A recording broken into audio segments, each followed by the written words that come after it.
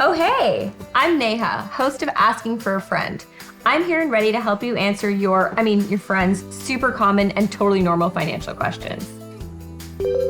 Dear Asking for a Friend, so how do people actually save money? Like save. Asking for a friend, obviously. Sincerely, Saving Sergey. Dear Sergey's friend, and everyone else wondering the same thing, you've come to the right place. Here's some advice from TD advisors on how to start saving. First, think about why you're saving. Are you saving for a particular goal, such as building an emergency fund or saving for retirement? Are you saving for a house, vacation, tuition? Knowing your savings goal will help you determine how much you need to save. Assess your budget and see how much you can afford to set aside each week or month.